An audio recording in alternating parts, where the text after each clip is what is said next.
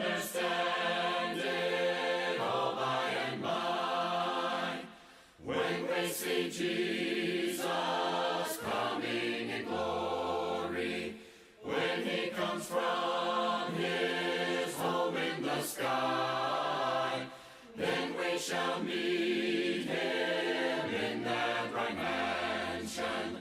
We'll understand it all by and by. Farther along we'll know all about it. Farther along we'll understand why. Cheer up, my brother, live in the sunshine. We'll understand it all by and by. He bore it all that I might live. In his presence live. My precious Savior suffered pain and agony. He bore it Freely all. bore it all. That I might live. I with him might live. He broke the bonds of sin and set the captive free. He bore it all that I might live. In his presence live. He bore it Jesus all. bore That it I all. might see his See his shining face. He bore it all that I might I with him might live. live. I stood condemned to die. But Jesus Freely took my place. He bore it all that I might in his presence live. live. They placed a crown of thorns upon my Savior's head. He bore it Freely all. bore it all. That I might I live. with him might live. By cruel man with spear, his side was pierced and bled. He bore it all that I might In his presence live. live. He bore it Jesus all. bore That it I all. might see his See his shining face. He bore it Freely bore it all. that I might I with him might live. live. I Stood condemned to die. But Jesus Freely took my place. He bore it all that I might in his presence live. live.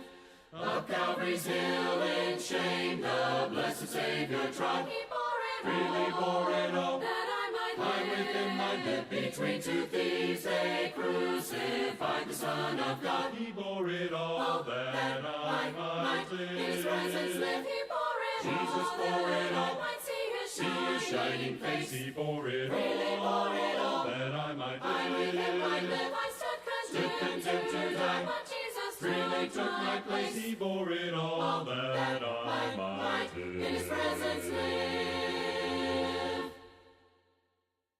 I lift up my eyes to the hills.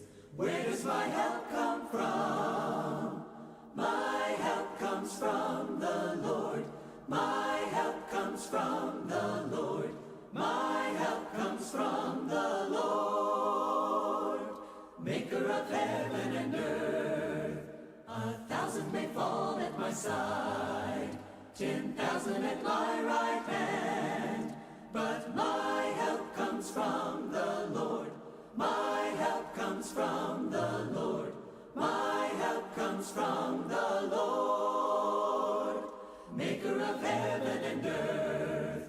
He will not allow my foot to be moved. He who keeps me will not slumber.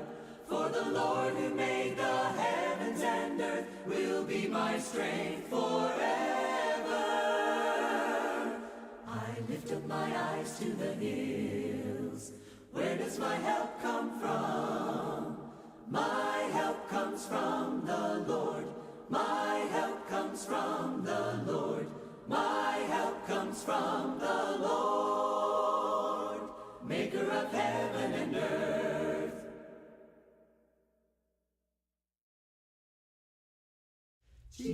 Jesus, you're the sweetest name of all. Jesus, you always hear me when I call. Oh Jesus, you pick me up each time I fall. You're the sweetest name of all. Jesus, how I love to praise your name. Jesus, you're still the first, the last, the same. Oh Jesus, you died and took away my shame. You're the sweetest name of all. Jesus, you're the soon and coming King. Jesus, we need the love that you can bring. Oh Jesus, we lift our voices up and sing. You're the sweetest name of all. Each day I'll do a golden deed by helping those who are in need. My life on earth is but a spell. Right. Well, as we think about encouragement, I want to give you something real practical that is, it's informative practical. It does delve in a little bit of, just basic psychology, but but it's some helpful information that I know I have ran across in recent times. Let me give you a couple of books. Probably one of the best practical books on encouragement is by Aubrey Johnson, The Barnabas Factor, and it is outstanding. It's sold millions of copies. And I'm going to use some of his material probably the next week or two, some of his headings that he uses, but just cannot recommend enough The Barnabas Factor. And then another book that has really become a good eye-opener for me is, and it's written from a Christian counseling perspective, but it's not a heavy read, is Encouragement, The Unexpected Power of Building Others Up by Larry Crabb and Dan Allender. And I'm going to mention some things here in just a moment that they talk about from Genesis chapter 3, because we want to go a little deeper in how to be better encouragers and understanding. And this one is real important about, you want to encourage someone, or maybe you want to be encouraged, but you just realize and see and feel that there are barriers that are not allowing that encouragement to go through. Do you understand what I'm saying? You're trying to. I'm talking to him or her. I'm trying to ask them. I'm trying to, I've texted them. I've called them. I see them at church in the parking lot. And how you doing? But there's barriers there. And you yourselves, if you're honest, there's barriers that have prevented you from receiving encouragement. What did we say last week? Jesus, though he's the Son of God, in the wilderness when he's tempted, what does it say at the end after 40 days? Who came and ministered to him? Wait a minute. He's God. He doesn't need anything. Well, in his humanity, he needs everything that we need. He needs encouragement. He needs support. He needs food. He needs sleep. Jesus had all those things. He could bleed. And so in his humanity, he absolutely had to receive encouragement. And he humbled himself, and we talked about that. And so that's a problem. And that is something that can be so frustrating when we want to encourage someone else and we just can't, it seems like. Or maybe we want to be encouraged, but we've got barriers. We're putting some things up that are stopping that. It's falling on deaf ears. Something seems to be getting into the way. Well, the core problem, if you want to understand any problem in life and society, you go back to the beginning of Genesis 3. That is the key passage. And so let's look at that for a few moments here. This obstacle to encouragement. Let me see here. Yeah. Let's do...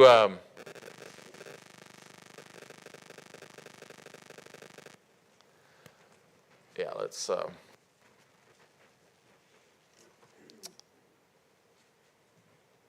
Let me say this as before we read the text here.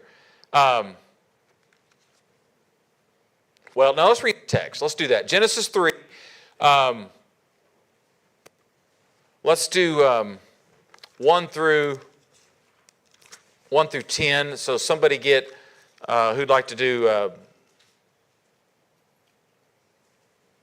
1 through 5. Genesis 3, 1 through 5. Okay, Roy, then who'd like to get 6 through 10? Kathy?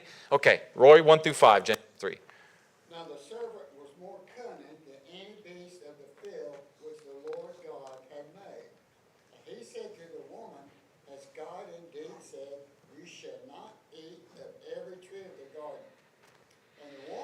to the serpent, we may eat the fruit of the trees of the garden. But of the fruit of the tree which is in the midst of the garden, God has said, you shall not eat it, nor shall you touch it, lest you die. Then the serpent said to the woman, you will not surely die. For God knows that in the day you eat of it, your eyes will be opened, and you will be like God, knowing good and evil. Okay, Kathy, 6 through So 10. the woman saw the tree was good for food, that it was pleasant to the eyes, and a tree desirable to make one wise. She took of its fruit and ate, and she gave to her husband with her, and he ate. Then the eyes of both of them were opened, and they knew that they were naked, and they sewed fig leaves together and made themselves coverings. And when they heard the sound of the Lord walking in the garden in the cool of the day, Adam and his wife hid themselves from the presence of the Lord God among the trees of the garden. Then the Lord God called to Adam and said, where are you? So he said, I heard your voice in the garden, and I was afraid because I was naked, and I hid myself. Okay, so Crabb and Ellinger in their book talk about what are the barrier that prevents, and again, they've done this from a clinical Christian counseling perspective. They come from a biblical perspective as well. Why are we not able to break through and encourage people? This is a problem universal. And I suspect you've had that problem if you've been in the church for 20, 30, 40 years, and you've tried to encourage a bunch of people, and I suspect a bunch of them are not here. If you've been in this church 40, 50 years, you've probably tried to encourage a bunch of people, and they've either fallen away or left or something. And what is the reasons often for that? Well, they talk about there's what they call as a surface community exists in every group, in every group of people. And it's often difficult to go past the surface community level. This is the classic, how was your week? How was your day? My day was okay. Or it was fine. Or it was good.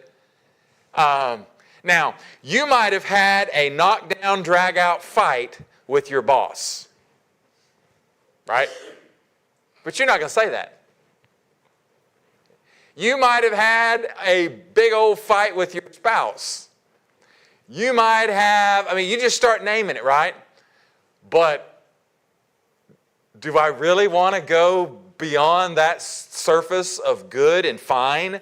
It's intentional. It's intentionally built in that we have that, and it's protective reasons and different things. But there's also theological reasons for that. And again, it's a structure. It's a surface structure that exists, and that prevents positive results.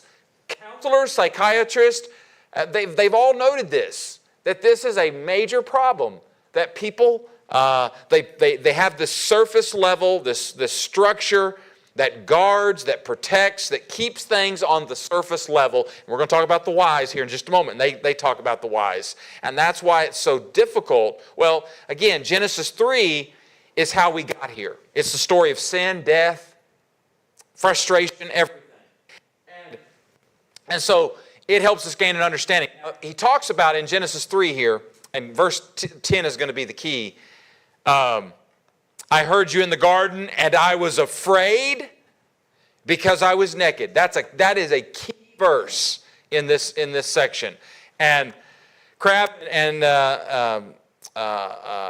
Ellender, they talk about three factors, and they base it out of this text. And they say this holds up in their clinical counseling with 37 years between them. They have. They talk about the core emotion. Everyone has a core emotion. And this shifts and changes maybe even from day to day, week to week, maybe even sometimes hour to hour. I don't know. But there's a core emotion. Now, obviously, in the text, what's the core emotion here for Adam and Eve? Fear. All right? Then they say there's a core motivation that everyone has. There's various reasons why we want to keep things on the surface level, why we don't let people in, and for Adam and Eve, what do they say? Where are you? What's going on? God says. They were afraid, and what's the motivation? Why are they afraid? They were naked. And they disobeyed God. Yeah, they disobeyed God. That was the result of that. I mean, it's much broader. I mean, it's broader even but that's their motivation. That's why they're afraid. They've disobeyed God, as Kathy had said, and now as a result, they see because that's what sin always does. Sin. Have you noticed now nobody puts the prices on anything? Am I the only one frustrated by that? So, yeah, I was buying some jewelry for Christmas for Maggie, and it's like, why aren't any of these priced? You got to go back and scan, and it's like, are they just punching? Are they making it up back there? Like, hey, I think this guy can do. Let's do blah, blah, blah, this much. It's like, you go buy a car, right? Miles per mile, door locks, keyless, heated seats. They list 100 things except the price. What's Satan do with sin? Does he ever put the price? He just always, he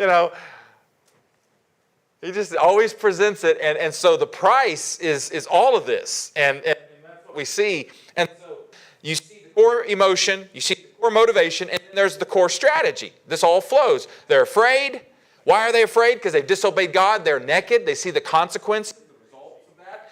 And now, what's their strategy dealing with it? They'll hide so he doesn't find I'm going to hide. Like a little child, right? That's broke something or did something, and they think what? They just go and hide. Right? It's like you walk in the kitchen and there's this big old glass or this big old mess, cookies or the whatever's falling over and it's all over the floor, and you only know there's you and your grandkid in the house. Now, it's bad when it's just me and Maggie in the house and she comes in the kitchen and then I'm over in the closet hiding. But you know what I'm saying? You've seen that 5-year-old and they're hiding. Like this water everywhere. And you go, hey, what happened? And they're just like, what? Nothing. They're just hiding under the bed. I mean, and that's what their strategy is here. It's the core motivation, their core fear, and their core strategy, how to cope with that reality. And so we all walked in here. We all walked in here with this. I don't know what the core emotion is that you walked in here with. Maybe it's fear. It may be something else, right? And you're dealing with it somehow, some way. You're motivated in your dealing with it. Well, I'll just hide it. I'll just not deal with it. I'll just run. I'll just ignore it. A lot of that happens during the holidays, right? Families will, it's the ultimate time when you appease and hide and try to cover. And it's usually well-intended mother, grandmother, sometimes father, grandfather, spouse, who's trying to go around the whole time with all the family, whether it's before they get together and all the planning and all the details, or when they show up and they're trying to keep everything what? Together. They're trying to, because they don't want to have on Christmas Day, a big blow up, right? Somebody get upset and leave. So there's a motivation for what we do, for that emotion. And then, you've got a strategy. How are you going to deal with it? We all walk in here and we all deal with that. So again, how was your day? Oh, it was okay. It was fine. Well, maybe the reason you got into it with your boss is because you didn't do what your boss said. You messed up, right? Well, who wants to say that? How was your day? Oh, it was terrible. I totally ruined what my boss asked me to do. I didn't do what he said, and then I got chewed out, and I got defensive. And who wants to say that in the church foyer? Right? So we just say what? Well, how was your day? Well, it's fine. That's the surface community. And it's motivated from an emotion, a core emotion. And it's motivated because of a reason. I messed up. And I don't want to say that. That's embarrassing. Nobody wants to hear that, right? We think, and then, so your strategy is to just, in the church, we just fine ourselves to death. We just fine. Everything's fine. Everything's fine until we don't ever see them in church again. Next thing we know, they've divorced. Or the next thing you know, I thought they were fine. Everything that they've been in church, he led prayer last month. I mean, he did the communion talk a couple of months ago. I mean, have you seen that in the church? Hello? I'm raised in the church. I've seen it a million times. Maybe not a million, but a bunch. And it's because this right here. It's exactly this. And we're going to get into some more reasons why we think we're good encouragers, and we want to be good encouragers in the church, but we actually make a mess of things. But they talk about this is the key in understanding people. So when you're trying to encourage somebody, this is what you're having to fight through.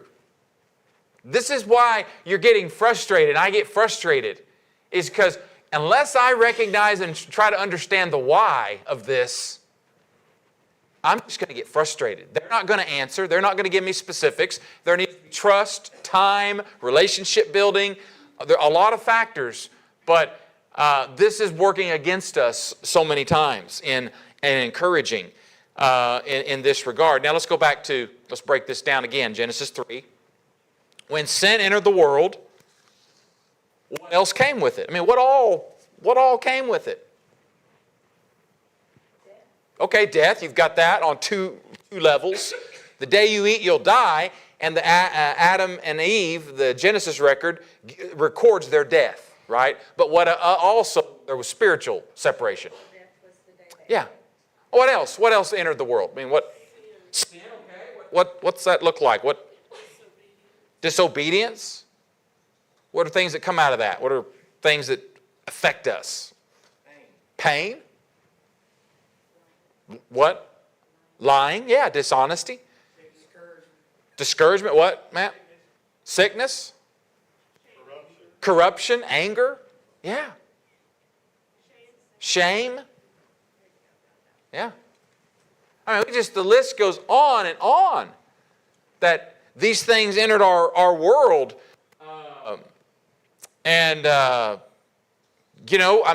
One of the things that entered our world was work. Work had been there, but work had not been there like it was going to be.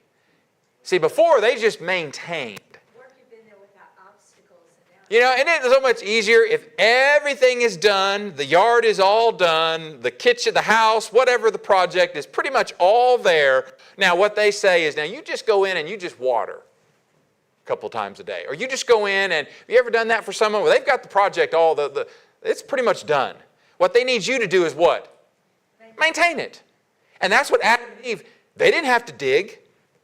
They didn't have to, but now by the sweat, what? When you sweat, what's usually happening? Are you in the easy chair with your legs up, enjoying just an easy going? You're sweating because what? You're exerting what? Energy. You're toiling. Does I see Jeff? Does I see a hand? Someone back I here? was going to say, my dad used to go on vacation. He had this beautiful garden. Right. And all he asked me to do was pick. I didn't have to hoe Right. or anything. I just had to go pick this tomato. Yeah, that's right. And that's kind of what I think it's Yeah. like, in the garden. Yeah, yeah. And now God says the ground is cursed, right? There's going to be a frustration that you're going to have to deal with. And so there's work. There's that side of work. I mean, before they were working, being active, but it wasn't the frustrating kind. And so sin is a package deal. But again, Satan cuts off the price, doesn't he? He doesn't list all that, right? It's kind of like when these drug companies with these medicines they do on TV. If you're having high blood pressure, if you're having, and then at the very end of the commercial they get to, now this can cause strokes, cancer, blah blah blah blah. What do they say of a stroke, cancer, diabetes? Why and in some cases death. May lead to death. It's like, whoa, they kind of blew through that part real quick at the end. Fine print. Yeah. And that's how sin is. It opened the door to everything. And we've been dealing with it ever since. And one of the things that flooded in, one of the core emotions is fear. Now, fear can be a good thing when it's directed towards God and under the will of God, or fear can be a destructive emotion. Now, let me ask you this. How does fear stand in the way of encouragement? Because that's what we're talking about. I mean, again, we can talk about some other emotions and other... Fear of rejection. Okay, fear of rejection. What do you mean?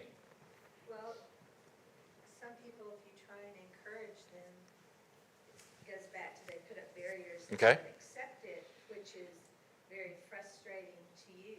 Now, you're talking about the one who's trying to encourage. Yes. Okay. It's very frustrating to the one that is trying to encourage, and it makes them less likely to try and encourage someone the next time. Okay, from the encourager perspective. Yeah, encourager. How about the encouragee or the one, I mean, either one perspective? How does fear stand in the way of encouragement? Fear of making a mistake. Why would we be afraid of making a mistake? What would happen?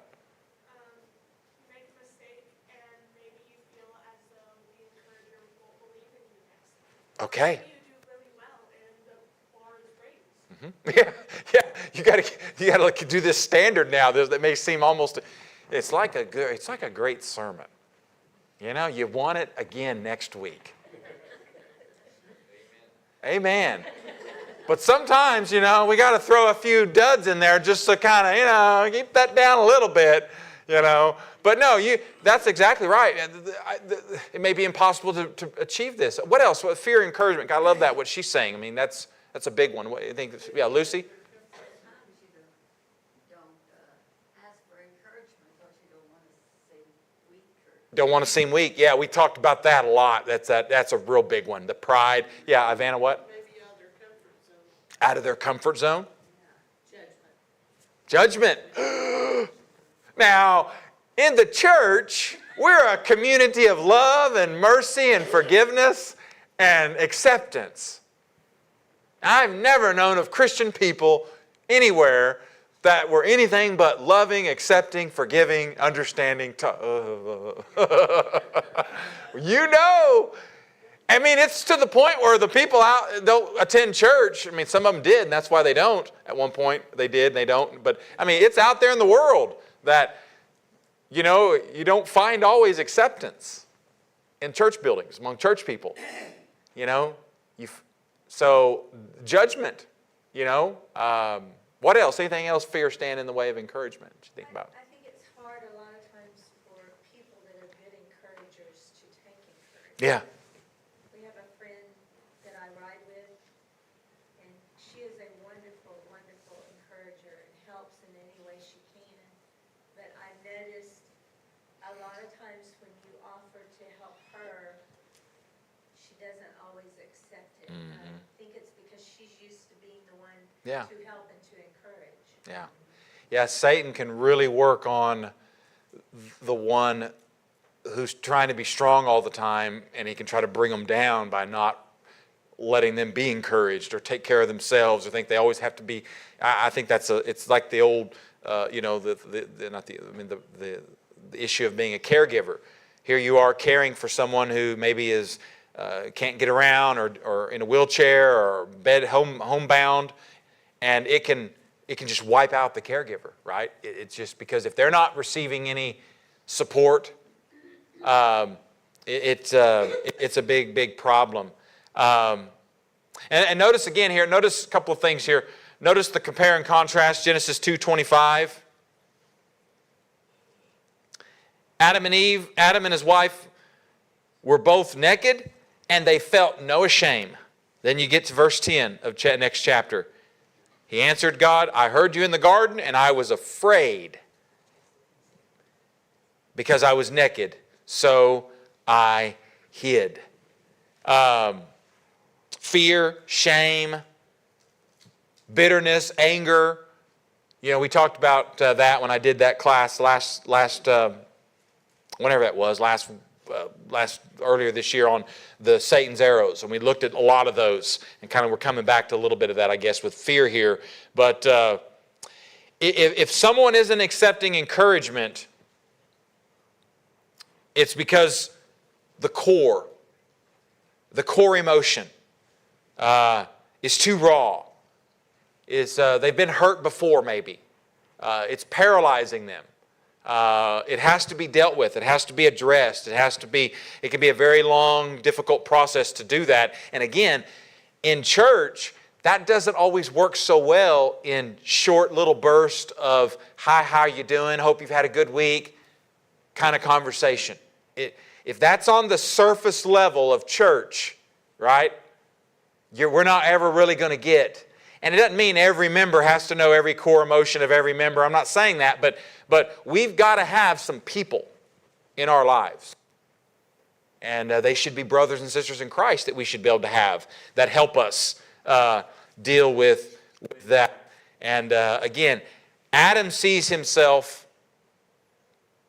different than how God sees himself, how God sees him. And I imagine Adam is like, somebody mentioned about the standard. Like, maybe Adam's thinking, because I think sometimes this happens, we think there's only two choices, or there's only going to be two outcomes. And, we wall things in, and in Adam, in his mind, maybe he thinks this is just like, this is it. I've ruined it. I've ruined paradise. I've ruined the garden. I've disobeyed God. We've done this. And he sees no way out of this. Like, how is a holy God going to, he can't comprehend, even imagine the plan of salvation that God's already prepared before what, by the way? Before Adam and Eve even what? God had already what? I'd already planned. So they can't even, it's kind of like with Job, right? Remember with God? How are you going to understand the big scheme? You can't even understand, how I caused the sun to come up and how and how I take care of the created world. How are you going to, you can't understand that. How are you going to understand? So Adam can't understand it. And so it's like that's all he comes up with. His strategy is to hide, and so what is ruling? What's ruling his heart and mind? Fear, disappointment, shame. What else? Anything else you think that you can think of? Well, he's also trying to avoid the punishment or the consequences because he hides. Yeah, he's scared, like a child. But, I don't know what they're going. To me, growing up, the fear of what was going to come was the big factor, Mom. I thought sometimes when I was in school, when I was younger, that that they would kill me. Really did. Like, they're going to, I'm dead. It's like, so, of course, what do children do in those situations? They hide, they lie, they try to cover up, right? Go ahead, Matt. But I think some of Adam's problem too, because that's essentially what Satan appealed to was Adam's pride. Well, it's just because God doesn't want you to be as smart and as knowledgeable Sure. as he is. So I think some of Adam's problem was also maybe some shame, but it's I can't believe he took this away from me. I was doing such a good job. Yeah. Because you see that because people get comfortable in their relationships. Yeah. And so they begin to take stuff for granted. Sure. And that's one of the things, so at that point, is it really a relationship? And then whenever he goes to start blaming the woman, Sure. it's the whole idea of, well, I'm not taking the blame. Right. Because it's ultimately her fault. And so. And again, all that is self-preservation. It's self-seeking. It's now I'm going to turn on the person who's the closest to me. I'm going to save my own skin. Again, all that's a result of sin that now just floods us. I mean, it's like, yeah, Kathy? Well, basically he puts it back on God because he says, the woman you gave me. Right. So it's your fault, God, Right. because you gave me this woman. Yeah, it is. And so, he's got all these emotions, and it's just, as I said, it's what is God going to do to me, And by the way, come back to my mom and dad. I mean, there was some times where I thought they were going to kill me, and you know what? They didn't. They actually said, well, I thought it's obvious since I'm here that they didn't kill me. But, there was like, sometimes it's like, that wasn't as bad as I thought. They actually kind of understood a little bit of the problem, or, it was like, your parents surprise you sometimes, right? Yeah, of course they do. And, you receive some mercy, and you receive some grace. Now, don't misunderstand. I got my fair share of beatings, but anyway. And I deserved all of them, and plus some that I didn't get caught on. But anyway, that's neither here nor there. Adam's strategy is, he's going to handle this emotion by hiding. And I think, as Matt said, pride. I think pride could be involved in wise Adam's strategy to handle it. What else you think would be his strategy? Why? Dealing with the core emotion and what he's done, and why this strategy? Blamed it on Eve, okay. What else? Anything else? We talked about maybe he thinks it's so bad he won't be able to possibly overcome this, or God will just wipe him out. I mean, what else? Anything else? What could be? Well, he's trying to avoid the consequences. Yeah. And maybe he also thinks, if I have enough time, what do we like to think? I can fix it. Right? And so maybe he thinks that. Sometimes we don't want to face the disappointment we know we're going to see. We don't want to face the disappointment. When you feel like there's a lack of options, either I deal with this in the exposure of it, or I have to hide. I mean, if I just kind of corner myself into, I just either have to quit and never work again, or, it's like we make these big where we just put on ourselves, it's either all or nothing. Have you known people do all or nothing? I served in a church where an elder made that statement a couple of times, basically, that I can't be an elder if we don't, and I called him on it one time. I was like, I noticed you throw out that threat.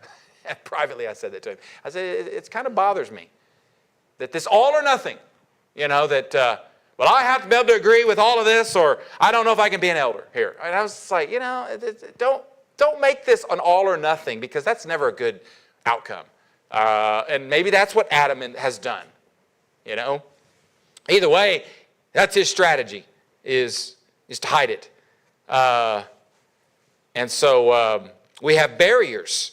And so we repeat Adam's situation over and over again. People do. Core emotion, core strategy. Core motivation, core strategy. What should be our core emotion? Let's ask that question. What should be our core strategy, our core motivation, our core, what should be driving us, motivating us? Love? Yeah. And that should be the primary motivation. Even obedience should come from that motivation to I want to please, I want to do for another because I love them, I care about them, and they that should be the core motivation, really, right? Core strategy. And that doesn't mean whitewashing and everything's going to be easy peasy, right? Lovey-dovey. Love will cover a multitude of sins means somehow we're going to just whitewash and never deal with it. No, we're not talking about that. What have we said already in this class? Encouragement involves confession, right? We kind of left that one, I think, one day a little bit too in this class. But that's a big part of encouragement, is to deal honestly with our sin. and have healing as a result come from not whitewashing or hiding or minimizing sin, but dealing with it, owning up to it. Contrition. And in counseling terms, you can't get anywhere until you can break through that. And sometimes people just aren't ready for it. I've learned in my own personal life, I've learned in ministry, I've learned in my family's life. Sometimes we've got to let people just sit with the sin. And I know it's bad because I'm the worst because I want to fix, I want to come in and solve the problem and bring about the healing but sometimes that just can't be done overnight quickly. And you can't make so. It's like years ago at camp, we had these two boys that got into a fight. And I had a counselor who who'd kind of broke them up and brought them to me as I was the director. And among other things, they wanted the boys to apologize. And it was late at night, and I got to admit, it was like Thursday, and I was kind of in one of this mood. All right, what happened? All right, you look okay. I don't see any blood, really. The counselor was kind of upset, too. Okay. Well, I think they should apologize before we go to bed. Okay, do you want to apologize? No. Do you want to apologize? No. And the counselor looked at me like, what are you going to do? I was like, all right, y'all go to bed then if you don't want to apologize. It's like, I'm not going to force, these 14-year-old boys to apologize. They're not going to. They don't want to. Now, maybe there'll come a time and a day and I don't know. I will say this. Years ago, I did something to a classmate at Berry Hill, and I was wrong. And I saw him, this was several years later. I was probably in my late 20s. And he moved back into Berry Hill. And I think I was over there for a football game. I think we were in Shawnee, but we had come back into town, and I saw him at a football game, and we talked for a few minutes, and it had been eating at me, and I just had to say, Josh, I'm sorry about that, what I did, and he knew, and I said, I was 17 and full of myself, and he said, man, it's okay, and we, Now, should I have done that immediately after? Probably, right? But I wasn't ready, was I? I just think sometimes and of course the great thing about God is the prodigal father, he doesn't go chasing Barron after the son, trying to drag him back home, does he? I want to go and be on my own, do my own life, live high. And the father says what, pretty much? Okay. But the father's all the while, what's he doing while he's gone? Watching and waiting. And God does that for us. And that's part of that, we think God's going to, whatever he's going to do to us. But we are surprised often when God calls us out, where are you, what have you done? What we will find is a gentle, compassionate voice and find healing. And God will say, I can take care of this problem. That's why my son came into the world. I'm not overlooking what you've done if you'll turn to me. Yeah, Matt will give you the last say. Sometimes, though, I think God just lets you wallow in it. Yeah. Because He knows what, since Hebrews 4:11, that He knows the intent of your heart. He knows that for some people, He doesn't have to do a thing. He can just let you sit there and stew on it, and it'll eat you up so bad that eventually you'll come back around. Yeah. It will, or it'll do like Judas. It'll just destroy you if you don't. And we've seen that sadly with people. But again, what we should do with all of this is, are we naked before God, so to speak?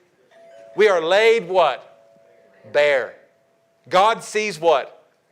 All the thoughts, intentions of our heart, our mind, everything is laid open before God. So we should bring it to Him. And that's we can't receive encouragement from others if we don't receive that from God.